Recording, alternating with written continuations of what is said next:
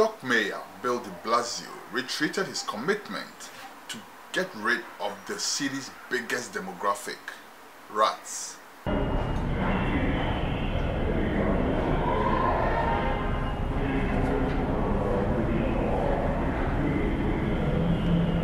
When the rats heard that the mayor was committing $32 million to eradicating them, they said, "Oh shoot, time to move to Accra. We hear there's favorable conditions over there." And when the mayor of Accra heard $32 million, he said, "What?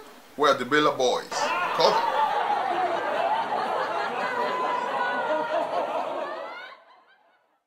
Last Friday, former US President Barack Obama celebrated his 56th birthday. Happy birthday, Mr. President. Meanwhile, Baako, Obama, remember that guy from last week? The one who was saying he would die for Nanado and all of that? Well, him and his team got together to give the president a stern warning. Watch this. And he promised us that there are certain jobs that is on the way coming.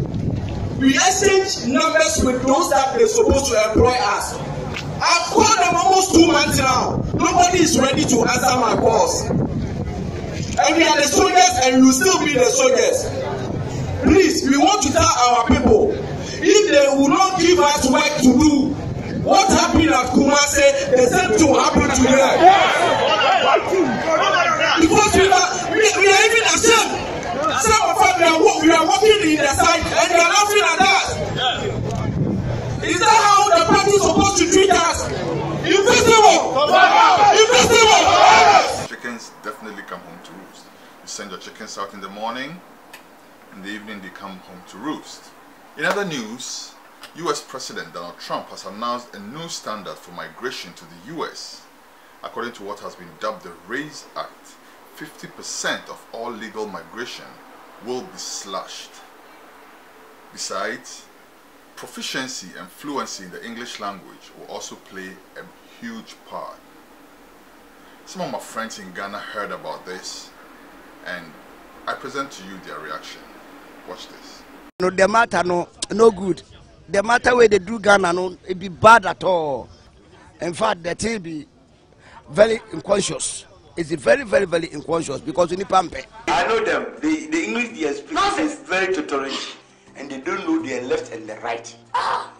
They can speak good English, or better than me and you. Me, I can speak good English. Yes. I'll travel.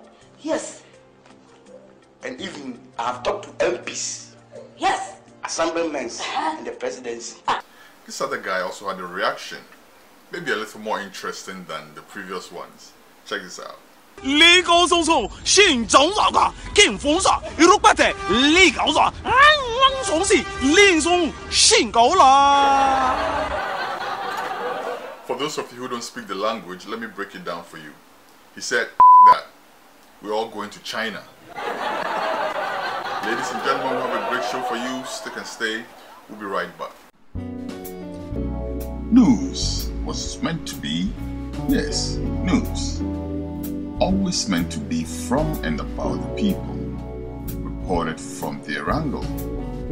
It's supposed to be the matchstick we hold to the feet of those in authority, while telling them what we think and showing off what we've got, like our glorious culture, the music, the food, or world-famous black stars. No one can tell our story better than we can. GH News Now, Africa from an African perspective.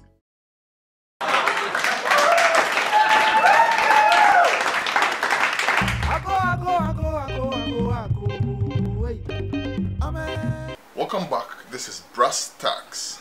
On Brass Tacks this week, we're going to do a 2-in-1. My major concern to start with. A few days ago, it was in the news that the Speaker of Parliament and some other government officials were saying something to the effect that Dr. Nkrumah was not or is not the founder of the nation, Ghana. Well, I'm not too sure if it's the way the media reported it or if that's what he actually said, But yes, we know that Dr. Kwame Nkrumah is not the founder of Ghana. Neither is Buzia or Dankwa or anybody. There's a team of, if we could give that tag to anybody, it will be a team. It will be founding fathers, you know. But let's put this in its proper perspective. Dr. Kwame Nkrumah is the father of the nation, and I think that's a unanimous decision in Ghana. Maybe we should vote on it, and that it will become clearer that most people agree that Dr. Kwame Nkrumah is the father of the nation. Now, even beyond the borders of Ghana, Dr. Kwame Nkrumah is a huge figure. It's a monumental figure in the liberation struggle, in the Black Power movement, to free and liberate black people from, you know, the bondages, the different types of bondages, ranging from apartheid to colonialism to whatever, segregation, Jim Crow, anything. Kwame Nkrumah is a monumental figure right there. And I think it's something that Ghanaians should rather preserve and be proud of, rather than try to beat down. Now let's get into the details of this thing. We are aware, I am aware, that Kwame Nkrumah was brought to Ghana by the Dankwas and the Obechebi Lamtes and the Akwajays of the day.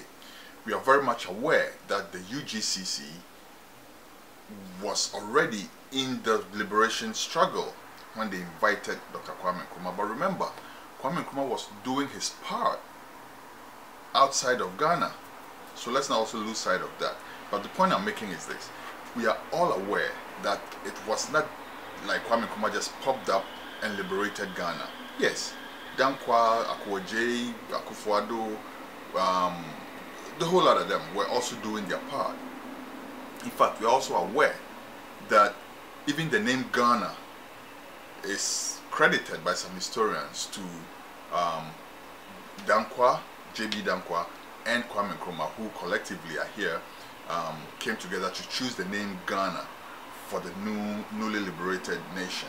So we're not beating down any of the contributions of these other stalwarts, but let's look at it a little differently.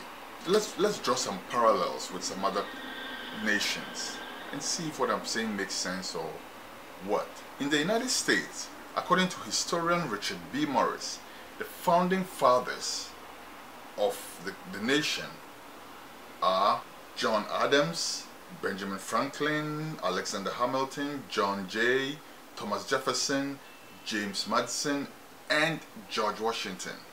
However, George Washington, who ended up becoming the first president of the United States, is undoubtedly regarded as the father of the nation. And I don't see any brouhaha about that. Republicans, Democrats, the Green Party, Independents, whoever, collectively acknowledge the fact that George Washington is the face of the nation, i.e. the father of the nation. Let's bring it a bit closer home. In Kenya, we all know that it was not just Jomo Kenyatta who led a single layered fight against the colonizers to get independence or to obtain independence for the country. You know, we know of the James Gichurus and the Tomimboyas who did their part also.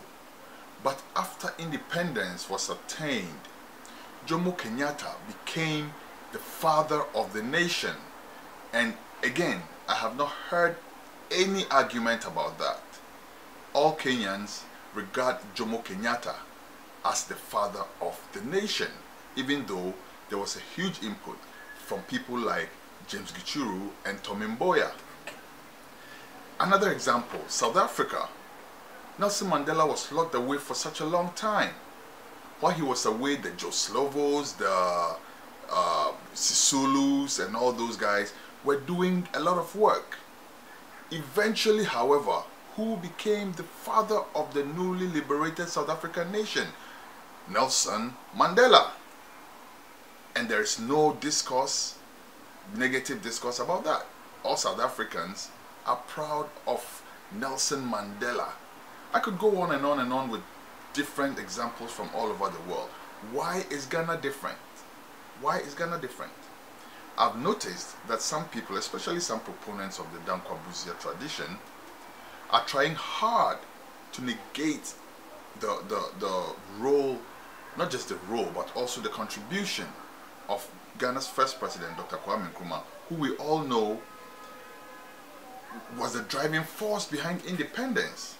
And not just that, who put the country on a proper pedestal, who had a great vision for the country. So it beats me when I hear absurd comments like that coming from people who should know much better. Listen, Kwesi Nkrumah is a tourist attraction, okay? Nelson Mandela is a tourist attraction. South Africa was put on the map by several factors, but one of those factors is Nelson Mandela. So in Ghana, instead of preserving that heritage that we have, instead of preserving something that can actually be converted into tangible economics, i.e. tourism, tourist resource, tourist income, here we are busy fighting about, no, he was not the father of the nation, he was not the founder of the nation, and there are 6 founders of the nation, or there are how many ever founded. Okay, so why is Pa Grant not the father of the nation? Why is it Dankwa? My grandmother and my grandfather did their part by heeding to the call for civil disobedience. Why are they not the father and mother of the nation? It's an absurd argument.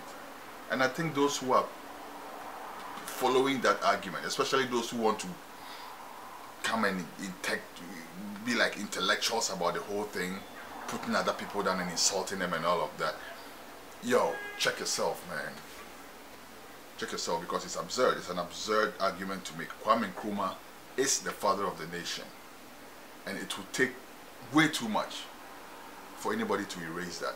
In fact, I don't think it will be erased. It can't be erased at all. Not even within Ghana, let alone beyond the borders of Ghana, where Kwesi Nkrumah is put on the level of the Malcolm X's and the Martin Luther Kings and all of that. Sometimes you hear arguments about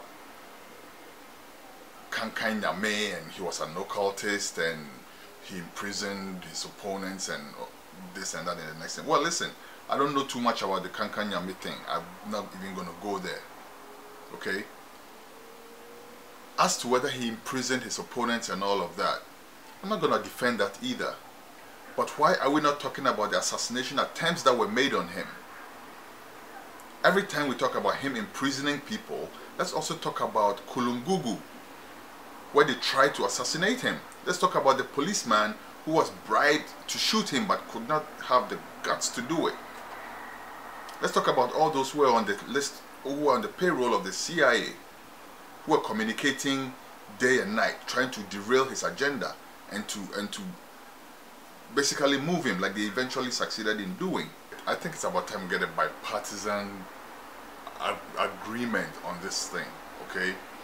Because the more you try to diminish Kwesi Nkrumah, the more that camp also tries to diminish your legacy, which is not proper. I think that the legacies of Obechebilamte, Akweje, Akufo-Addo, and all the rest of them should be preserved. I visited Buzia's home in Wenchi some years back, and I was struck at how much there is that's not even being shown to the world. That is tangible economic income, tourist income, like I said before. Where is the pen that was used to sign the Declaration of Independence? Why is that not sitting in a museum for the children to come and see? Where is Kwesi Nkrumah's first car?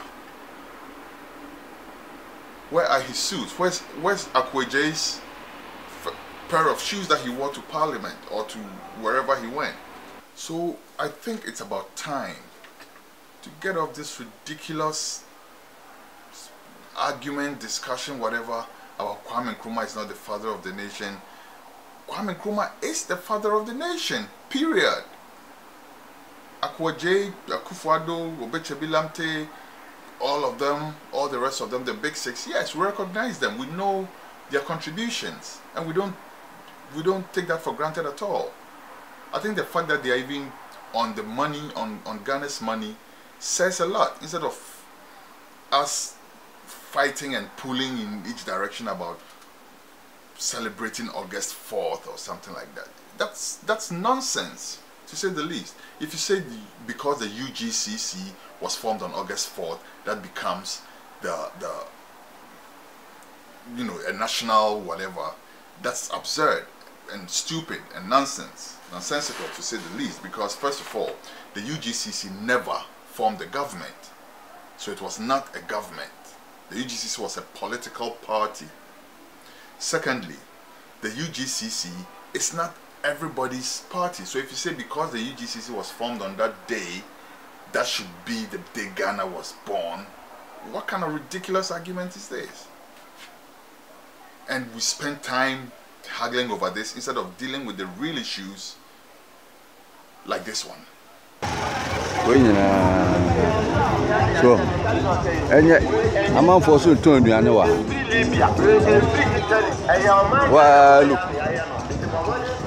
And that segues conveniently to the next part of my discussion. Before Nana Akufo-Addo became the president of Ghana, he made a promise to us. He said, Accra will be the cleanest city in Africa in 4 years. By the end of the 4 years of my term in office as president, Accra will be the cleanest city in Africa. That is where we want to get to. That is the commitment I'm making. To his defense though, he said 4 years, and it's only been here, what, 6 months? So maybe we should give him 3.5 more years to deal with that. But it's such a shame. When CNN went out of their way to do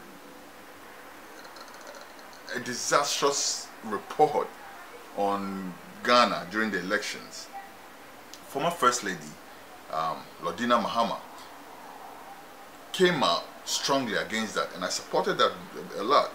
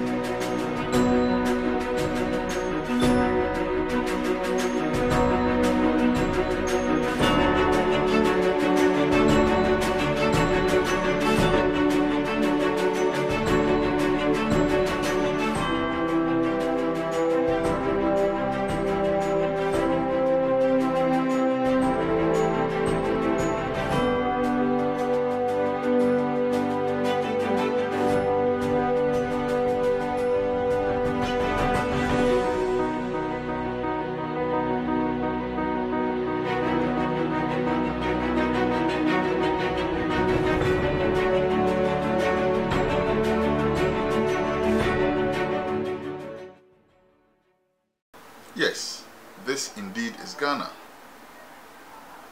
But this is the photoshopped Ghana. Look at the other Ghana.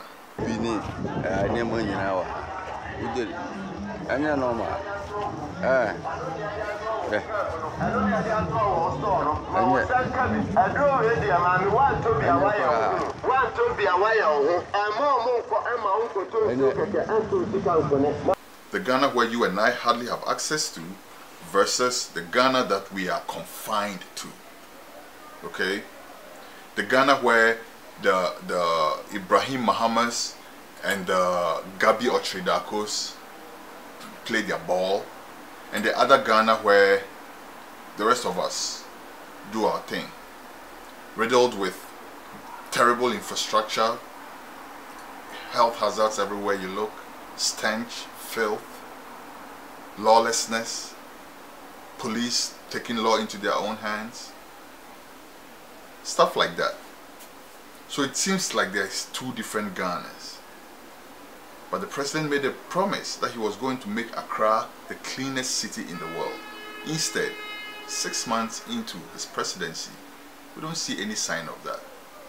On top of that, we have his invisible forces, his Delta forces, threatening him for jobs. Mr. President, If you cannot provide jobs for a handful of macho men that you hired to do a job for you, how are you going to convince us that you're going to find jobs for the teeming masses of youth who come out of the universities and the other institutions looking for jobs?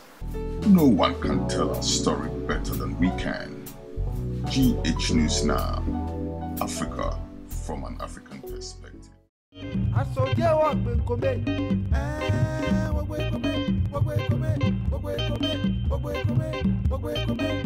On editorial license this week, I want to take issues connecting to the same topics I've been talking about this week. The macho men who have the nerve to threaten the president. That's one story. The bigger story for me is that the president has not said a thing about that. The president has not said anything at all about the lawlessness that he is facing. Why? Because his campaign is complicit in the whole thing, because they went and promised these guys jobs. What did these guys do that will give them the audacity to come and threaten the president and say, if you don't do this, then what will happen? And our law-abiding, law and order president, human rights president, is sitting down saying nothing about it. So if I'm not a Delta force, or I'm not a whatever force, and I stand up and threaten the president the same way, am I going to walk free? Is that what you're saying? Or you're saying that your party people have a different set of standards, different set of rules that you go with? Mr. President, I said last week that people voted for you because we see you as a perfect gentleman, as a law and order person, as someone who everybody thought was going to depart from the so-called booga type of governance that some of you people associated with Jerry Rawlings and all that. And you're going to come and actually show us law and order, democracy at its finest. We're not seeing that. We are not seeing that at all. We are not. And I think it's time for someone to rein in those whatever forces they call themselves. It's nonsense. It's nonsense. But they're not alone. The NTC also had theirs, the Kandahar boys or the whoever boys they call themselves. Listen, let's nip that thing in the bud straight away. There's no room for any paramilitary or whatever forces anywhere in Ghana. There's none. No space. Alright?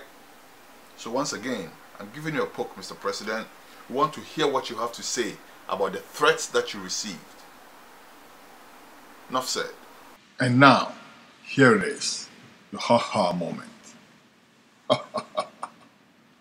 Everything makes poor. If you go to Achimoda, sometimes if they walk, you see say Amana Nebu now straight inside there. Can I ask you a question? What's the meaning of Amana? Amana, the guitar.